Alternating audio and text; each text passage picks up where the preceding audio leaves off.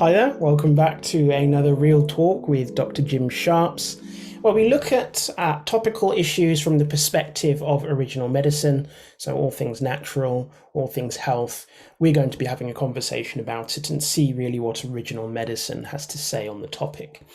Joined as always by Dr. Jim Sharps. Dr. Jim, it's great to be with you again. It's always very informative and full of learning whenever, from my perspective, we do these recordings. And I hope those of you that are following the series are kind of regular subscribers to the channel, that you're enjoying the series so far.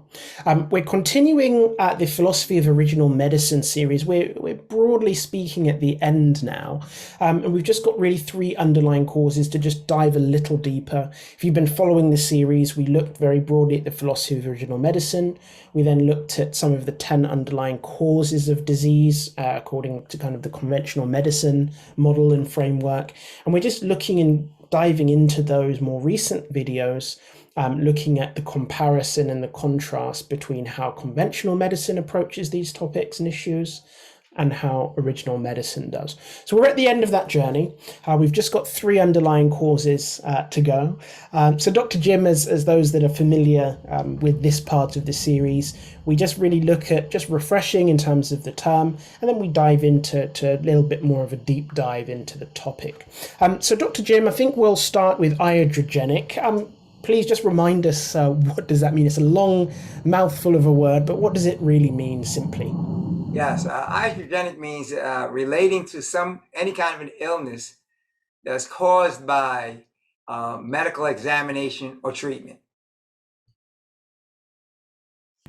Okay, and how does that, very simple sounding explanation for a long sounding word, how does Right, that manifest in terms of kind of symptoms or conditions, or that people would recognize if you said, oh, this happened?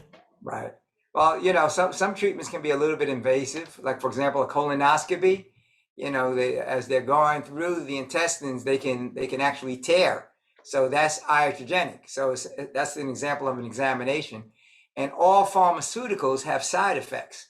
So you might be taking a medication, say, for example, for a cardiovascular issue, but the side effect could be anxiety, or it could be nausea, or some kind of gastrointestinal issue. So that's an example of an issue that's caused by either a medical examination or treatment. And so, there are some 2 million severe adverse reactions a year from properly prescribed drugs. And as a matter of fact, over 100,000 deaths per year from properly prescribed drugs.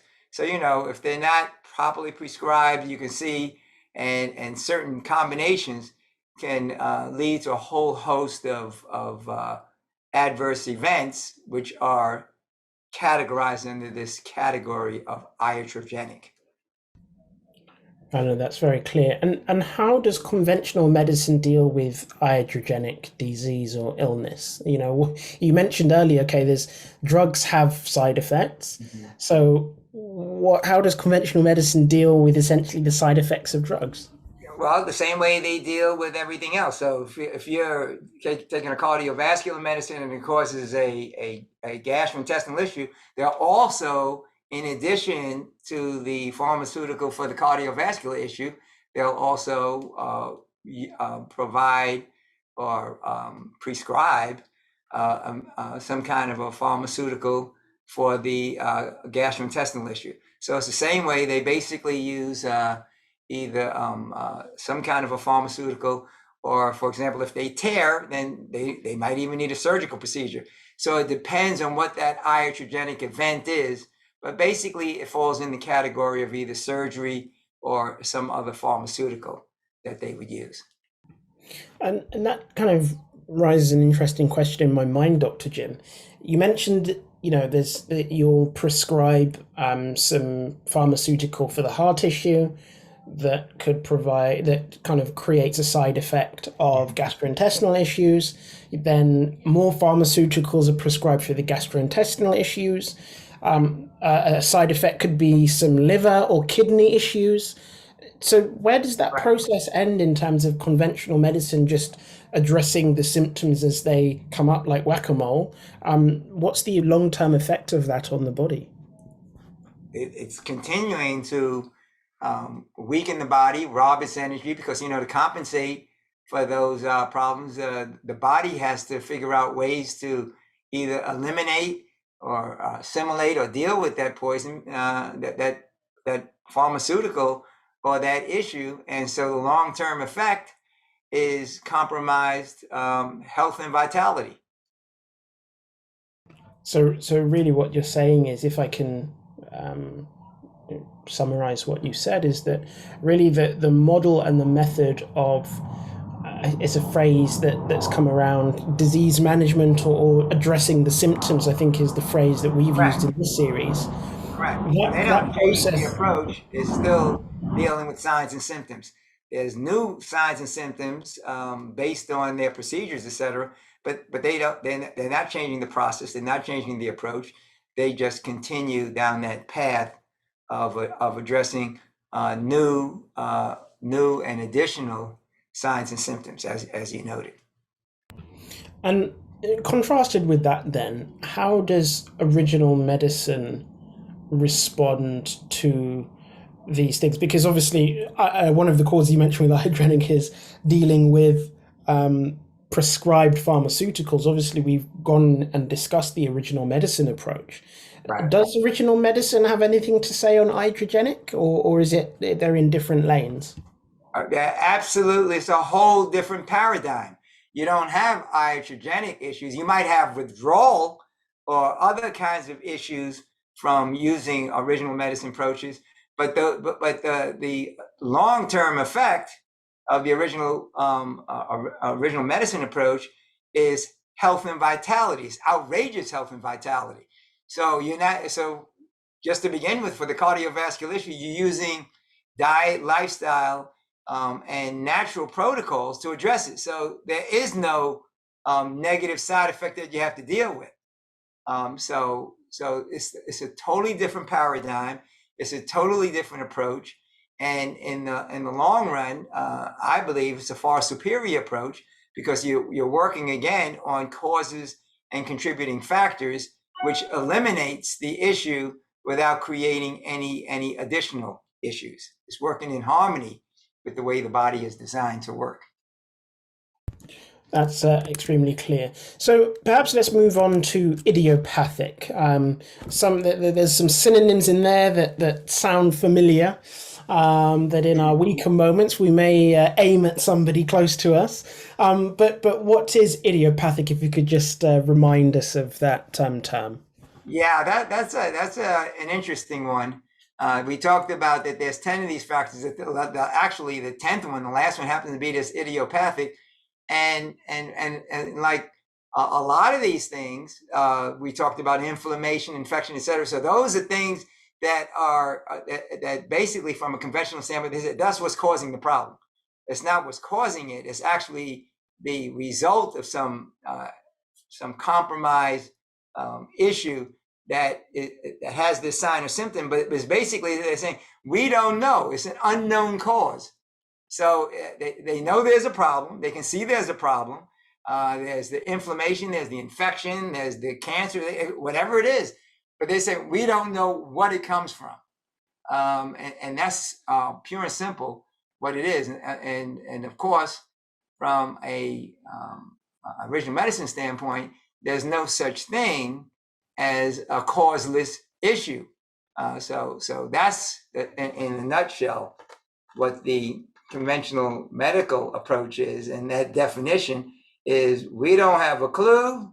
We see this problem, and they're basically just guessing and doing, and as many cases as they can, they try to deal with it with some kind of a pharmaceutical, or they try to see if there's some kind of a mental or emotional or other issue. And sometimes they just have to basically say, we don't know. We don't have a clue. And then there's a number of things that can happen as a result of that as well.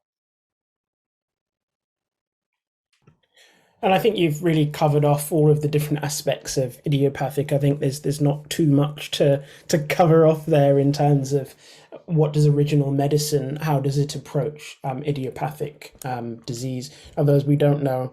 The basis of the philosophical approach of original medicine is, as you said, there is no issue without cause.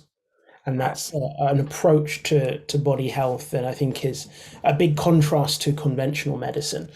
So the final one then, Dr. Jim, if we may, nosocomial. This one is a bit harder to kind of break out and figure out the word. Well, what does nosocomial? What is a nosocomial issue or disease?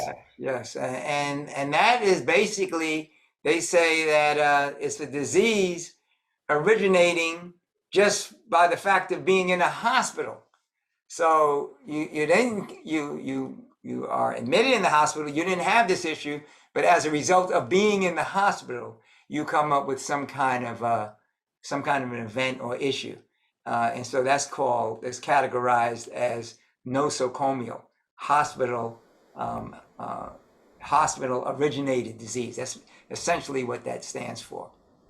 And how does that usually manifest, Jim? There was some news many years back, I remember, in UK press, something called MRSA, kind of like a hospital. MRSA, yes, Yeah, it's a hospital-based bug. Is that really what you're talking about when you mean nosocomial? Yes, that could be it. And you've heard me say a lot of times, if you really believe in the germ theory, why would you go to the hospital for anything? There's more germs there and more variety, because that's where sick people go than any place else. But that's essentially what it is.